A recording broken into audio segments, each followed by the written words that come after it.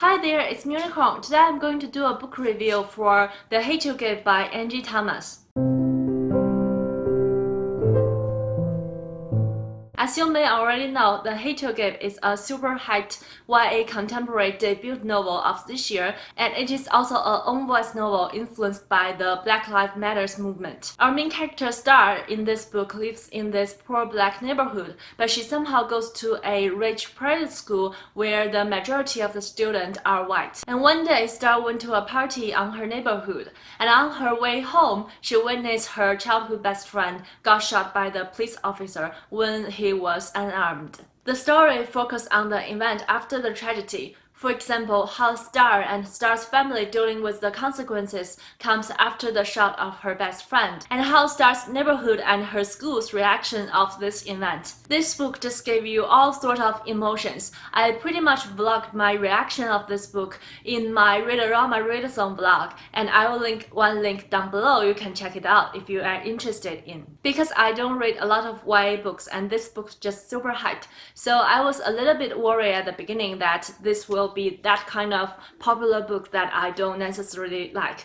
But I love it. Although I'm not an African American and I didn't grow up in the United States by the label of people of color. By the way, I don't really like the word people of color. I think it divided white people and non-white people into two groups and separate them. I still feel relatable to the story because it is not a story like a textbook and tell you how and what is Black Lives Matters. It is also about friendship and family members and neighborhood and how you contribute and pay back to your neighborhood. And how people are complicated. And every behavior you don't understand from other people, they have their own reasons. And we should keep an open eye and we shouldn't judge them based on our knowledge about their behavior. I really like the main character Star, especially when she's finding the balance of protecting herself and her family and speak out for justice. And I also like Star's family. Her father somehow has this mind that he has the responsibility not to protect his family, but also pay back to the community. And you can see his struggles throughout the story and his changes because of the event. And Star's mother and brother really support and protect her,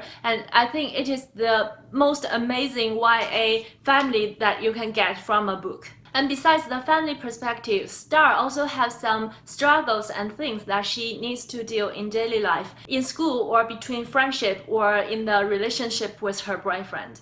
The story around some of the side characters really make you feel for them as well, especially in the situation when you heard something and it just hurt you or make you feel not appropriate, but the people who said the thing that hurt you just thought it was a joke, and the people who said the thing somehow has some stronger voice in the community, so you have to accept it in order to live surround them. And the book also described a group of hypothetical persons who thought what their belief is right and what they're doing is right, but what they're doing is actually just racist. This book really makes me think about three things. The first one is about the interracial relationship in the book. Sometimes under a particular situation, people who have the interracial relationship cannot help but think they are betraying their own identity. But it is something that we can change. Because the reason behind you feel like you are betraying your identity is because you feel like your partner cannot stand in your situation and feel how you feel. So sometimes we can improve that by communication and by explaining why you feel a certain way and explain why you think your partner didn't feel that. And I think it's a great way to educate each other and get along better. And the second thing I'm thinking about is how we can pay back our community,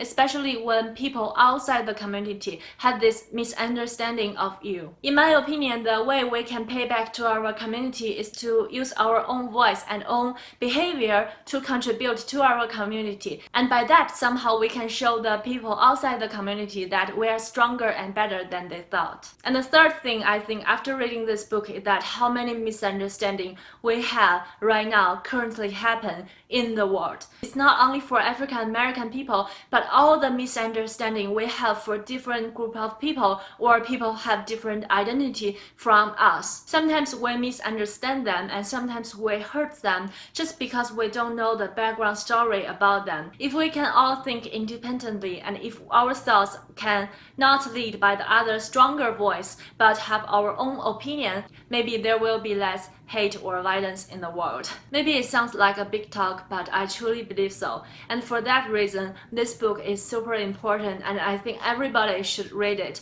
because it's very educational and informative. And it opened my mind to other people that I'm not familiar with, and it opened my mind to other situations that I think is worth mention.